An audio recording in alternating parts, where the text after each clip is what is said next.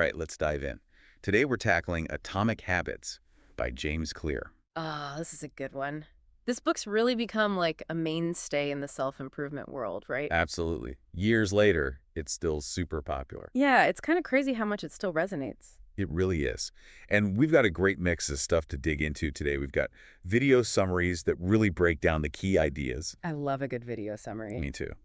And we even have a clip from an interview with James Clear himself. Oh, awesome. I always find it so interesting to hear the author's perspective in their own words. So, ready to unpack some serious habit hacking wisdom? Let's do it. I'm especially curious to see how these ideas are still so relevant, even now in 2024. Yeah, and how they'll continue to be relevant, as we head towards 2030 and beyond. Exactly. All right, so for anyone who hasn't got around to reading Atomic Habits yet, let's give them the quick rundown. It's basically built on this idea that tiny changes, when you apply them consistently, can lead to some pretty remarkable results over time. Like really remarkable. Clearer calls them atomic habits because they're almost like those building blocks, Ooh, good analogy. of bigger transformations. This is a good analogy. And one of the things that makes it so powerful, I think, is that it takes away the focus on these big, overwhelming goals. Right, exactly. That we often set for ourselves and encourages us to kind of zoom in Yes. on those small, manageable steps. Yeah. So instead of being like, okay, I'm going to become a marathon runner. Tomorrow. Yeah. Maybe it's, I'm going to commit to a 15-minute walk each day. Exactly. Which feels so much less intimidating, right? Way less intimidating. Oh. Way more doable. Yeah. And Clear actually points to the British cycling team, their big turnaround, as a real-life example of this in action. By just making tiny improvements, everything from their equipment, their training, even down to the athlete's sleep, they went from being like total underdogs. Yeah, they were not expected to do well at all. To dominating the Olympics. That's amazing. Like the whole is greater than the sum of its parts. Yeah. Except here, it's those tiny parts that actually make up something so much bigger. Precisely. And Clear ties this all back to the idea of compound interest. Just like those small investments, over time, they grow exponentially. And it's the same with small changes to our habits. Wow, I never thought about it like that. Yeah. That's a really powerful way to look at it. It is. And it really highlights how important consistency is. It's not about making these huge, leaps forward. It's just about showing up every day and making these tiny improvements. Tiny but mighty. One of the YouTubers we watched actually mentioned a reader named Mitch who used this to lose over 100 pounds. Wow, that's incredible. It's really incredible. And he started by going to the gym for 5 minutes each day. Yeah. That's it, just 5 minutes. 5 minutes. See, that's the thing. So did those 5 minutes turn into longer workouts eventually? They did, because he focused on just mastering that showing up consistently. Yeah. And the results just kind of naturally followed. It really does go to show that we overestimate what we can achieve in a short period of time. Oh, for sure. But we underestimate what we can do with consistent effort over time. That's so true. And that's something I think we all struggle with. It's a human thing. Yeah. But one of the biggest hurdles is like, where do we even start? How do you figure out which tiny changes are going to make the biggest difference? Well, this is where Clear's focus on what he calls identity-based habits comes in. He argues that instead of just hyper-focusing on outcomes, we should shift our focus to who we want to become. I like that. Yeah. So rather than saying, I want to lose weight, it becomes, I want to be a healthy person. Yes, exactly. And so each time you do something, a habit that aligns with that identity, it reinforces that belief. It's like you're casting a vote for that future self. I love that. One of the YouTubers even talked about how he used this when he was applying to Wharton Business School. He said instead of obsessing about getting in... Which would be so easy to do. Oh, totally. He focused on becoming the kind of person who thrives in that environment. I love that. So he was focused on the journey, not just the destination. Exactly. He fell in love with learning, expanding his knowledge, and it just totally shifted his perspective. And that's what's so cool about this. You can apply it to any area of your life, any goal you're working towards. It's about cultivating that identity that supports the habits you want to build. You got it. Okay, so let's say we've nailed down that identity we want to embody and the small habits we want to build. What are some actual strategies for making those habits stick? Because honestly, consistency is hard. It is. And that's where Clear's 4 laws of behavior change come in. Okay, I'm intrigued. Lay it on me. Okay, so the first law is make it obvious. Make it obvious. Second, make it attractive. Ooh, that's a good one. Third, make it easy. I like where this is going. And fourth, make it satisfying. Okay, I'm following you. So each of those comes with its own, set of strategies, right, to actually hack your habits. Right, exactly. For example, like to make a habit obvious, maybe you put your workout clothes out the night before if you want to exercise in the morning. Perfect example. And making it attractive, well, that could involve pairing it with something you actually enjoy. Like listening to your favorite podcast while you run. Clear calls this temptation bundling. Temptation bundling. I love it. I've definitely used that one myself. Yeah. It really does make a workout so much more motivating when I have a great podcast episode to listen to. Right. And when it comes to making a habit easy, Clear talks about this thing called the 2-minute rule. Ooh, the 2-minute rule. Yeah. The idea is to scale back a habit to its absolute simplest form, something that takes like 2 minutes, tops. Okay, so instead of aiming for a full hour workout, maybe you just focus on putting on your workout clothes and doing a quick 5-minute warm-up. Bingo. Because the point is to make it so easy to start that you basically can't say no. It's like tricking yourself into taking action.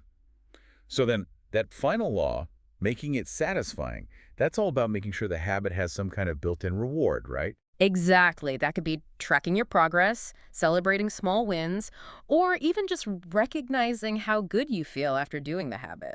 Okay, so it's all about creating that positive feedback loop so you actually start to look forward to doing it rather than dreading it. Exactly. We've got this framework for building good habits. Oh. But what about breaking bad ones? Does Clear have any strategies for that? He does. And it's basically just flipping those 4 laws.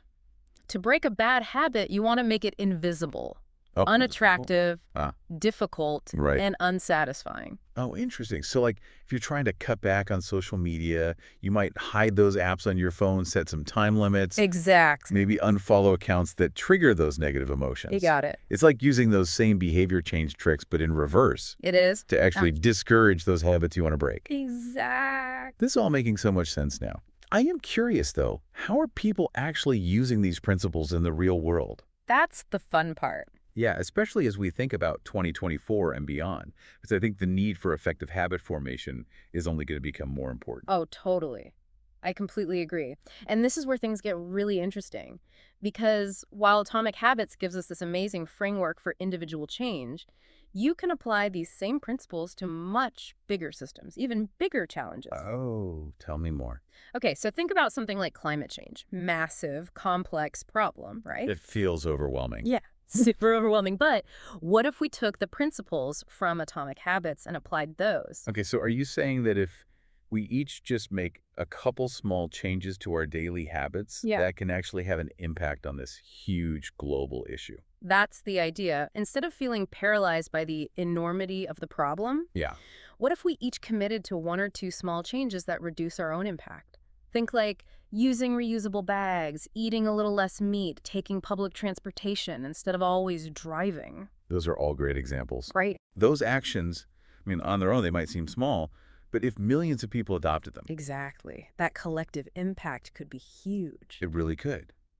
It's about shifting that mindset from one of helplessness to one of, like, agency. Yeah, you have the power to make a difference. And recognizing that even tiny changes, multiplied by millions, they can create a ripple effect that leads to real, meaningful change. And that's a powerful thing. It really is. It's making me wonder, how else can we use these ideas to address some of the biggest challenges we face as a society today? Ooh, that is the question, isn't it? And I think that's what we need to continue exploring, how to apply Atomic Habits to the real world. And I think we'll see even more applications as we move forward. Oh, absolutely. I'm really excited to see where this conversation goes from here. But before we get ahead of ourselves, let's take a closer look at some specific examples of how people are using Atomic Habits to make positive changes in their lives and in the world around them. One of the YouTubers we have actually has this really cool example of someone using Atomic Habits to tackle a personal challenge. I remember that one. It was the guy who wanted to cut back on his wine consumption. Yes, that was a good one. And he used a whole bunch of strategies, all tying back to those 4 laws of behavior change. He did. It's very strategic. He made the wine less visible by storing it out of sight. Right. He swapped it out for chamomile tea a couple nights a week. And he even reframed his thinking to focus on the health benefits of drinking less. It was like he was attacking it from all sides. I think it's a great example of how you can take these strategies and really make them your own. You can. There's no one-size-fits-all approach to this stuff. But the beauty of it. You got to find what works for you. You got to experiment and be patient. Patience is key. Speaking of patience, I think that's a major takeaway from Atomic Habits. It's not about getting results overnight. It's about that long game. It is. And trusting that consistent effort is what will get you there. Small steps every day. That's what matters. So it's shifting from instant gratification to that power of slow and steady progress. Yes. It's a much needed perspective, especially nowadays. It really is. We're constantly being told to hustle harder, achieve more, do it faster. It never ends. But Atomic Habits reminds us that sometimes the best approach is to slow down, focus on the basics, and trust the process. Absolutely. It's refreshing, really, I think so too. to hear that message. All right, so we've covered a lot of ground already. We have. We've talked about the core principles, seen how people are actually using them, Right. and even started to think about how those principles can be applied to bigger societal challenges. It's been a good discussion so far. It really has. I'm really excited to keep going. But I think we need to take a quick break and come back refreshed and ready to dive into even more real-world applications of Atomic Habits in part 2. I am on board with that. Sounds good. So, as we were talking about all these different ways people are using Atomic Habits, it really got me thinking about how it could apply to the workplace. Oh, for sure. Especially with so much changing in the work world these days. Yeah. I mean, Huh. you've got remote work, AI integration. It's a whole new ballgame. It is. And I think the workplace is actually a really great place to apply those Atomic Habits principles. Like, Yeah. imagine teams using habit stacking Oh, yeah. to really streamline their workflows. I love that idea. So instead of just bouncing between tasks all willy-nilly, Yeah. they could intentionally link habits together. Like, okay, after you finish writing that project report, you always take 5 minutes to update the team's task board. Perfect example. Small action, but it keeps everyone in the loop and organized. Totally. And those visual progress trackers, those would be super motivating in a work setting, too. Oh, absolutely. Like imagine a team having this big dashboard showing their progress towards a goal. Ooh, I like that. And it's broken down into those smaller daily wins. It's like a visual representation of all those tiny habits adding up. Exactly. And that's what I love about Atomic Habits. It's all about celebrating those small wins, the ones that we usually just overlook. Right. Clear actually talks about how powerful it can be to just like mark an X on a habit tracker. I know. It sounds so simple, It does. but it really does work. It's like a visual reminder that you're being consistent. And that can be really motivating. You're building that chain, one link at a time. Exactly. And I think that could do so much for team morale and even productivity. But I do wonder, is there a risk of like getting too caught up in efficiency and productivity? Oh, that's an interesting point. Like, do we lose sight of the bigger picture if we're constantly trying to optimize every little thing? Yeah, exactly. It's a good question. And it's actually something Clear talks about in the book, too. Oh, good. He emphasizes that the goal isn't to become, some kind of productivity robot. It's to create systems that support our well-being, too.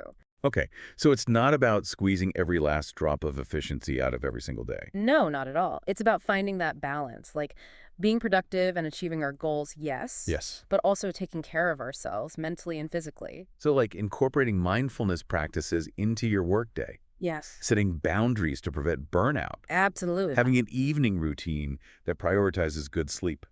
Those are all great examples. It's so easy to get caught up in the hustle and forget about self-care. It really is. Yeah. But Atomic Habits reminds us that those small efforts, those little things we do consistently to take care of ourselves, they can make such a big difference in the long run. It's not just about work either. I was thinking about this the other day. Like, imagine schools rewarding students not just for grades, but for things like growth mindset, resilience. Ooh, I love that idea. Right. Like, what if we started teaching kids about the power of habits from a young age? We'd be raising a generation of kids who are ready to face any challenge. Exactly. They'd be more adaptable, more resilient.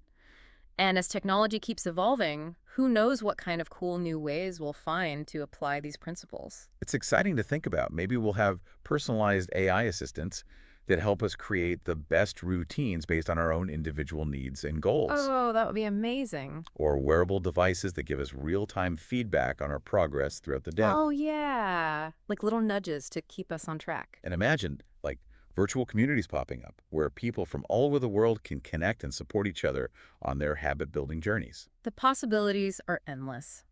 But I think the key takeaway here is that we don't have to wait for all this fancy technology to get started. We can use Atomic Habits right now. With what we already have. Exactly. It's all about taking that first step, no matter how tiny it seems, And then taking another step and another one, and just letting those small actions build on each other. until they add up to something truly remarkable. That's the beauty of it all. That's beautifully said.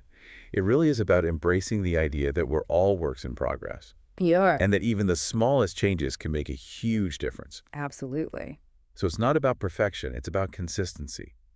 And it's about trusting that those tiny habits we build today can lead to some pretty amazing transformations down the road. Couldn't have said it better myself. It's amazing, right? We've been talking so much about how individuals can use atomic habits, but I keep thinking about those bigger implications. I know what you mean. It's really powerful when you start thinking about those principles applied to teams and organizations. Like, what if companies made it a regular thing? What do you mean? Like starting every meeting with a 2-minute check-in, Okay. where each person talks about one positive habit they're working on. Something small, something they're doing to improve themselves or their work. Oh, I like that. It's like embedding it into the culture. Exactly. And it wouldn't even have to be super formal. What if it was just an unspoken understanding? That everyone's on this journey of getting 1% better each day. Exactly. It becomes part of their DNA. And it wouldn't just be about productivity either. It could be about creating a culture of well-being. Oh, that's so important these days. I know, right? Like, imagine a workplace where it's totally normal to take a break for mindfulness. Or to block off time for focused work. Yeah, where people feel comfortable setting boundaries to prevent burnout. Those little changes would make a huge difference for employee morale and even boost creativity. For sure. And it's not limited to the workplace either. Okay, where else are you thinking? Think about schools. Like, what if schools started rewarding students not just for grades, but for showing growth mindset and resilience? That's such a good idea. Instead of just focusing on those traditional metrics of success. It's about teaching those lifelong skills. Exactly. We'd be setting kids up to handle challenges and bounce back from setbacks, in a healthy way. We'd be raising a generation that's more adaptable and resilient. I love that. And as technology keeps advancing, I bet we'll see even more creative ways to apply these principles. I know, it's exciting. But even with all the cool things that are coming down the pipeline, the core message of Atomic Habits is timeless. It is. It's not about gimmicks or finding shortcuts. It's about realizing that we have the power to shape our lives. By making those small choices every day. It's about understanding that we're all works in progress. Always learning, always growing. And that those small, consistent actions, that's what really makes a difference. They really do add up over time. So to wrap things up, what's the one big takeaway you want listeners to walk away with from this deep dive into Atomic Habits? After all this discussion, I think it comes down to this. Don't underestimate those small changes. They might seem insignificant in the moment, but when you apply them consistently, that's where the magic happens. it's like a ripple effect. Whether you're working on personal goals, leading a team, trying to solve a big world-changing problem, it all starts with those tiny habits. Well said. Well, I'm feeling super inspired, ready to dust off my habit tracker and get to work. Me too. It's a great reminder that we all have that power to create positive change. In our own lives and in the world. One step at a time. Thanks for joining me on this amazing journey into the world of Atomic Habits. It's been a pleasure. Remember, everyone, it's not about being perfect. It's about being consistent. Keep those habits rolling. Until next time, keep diving deep.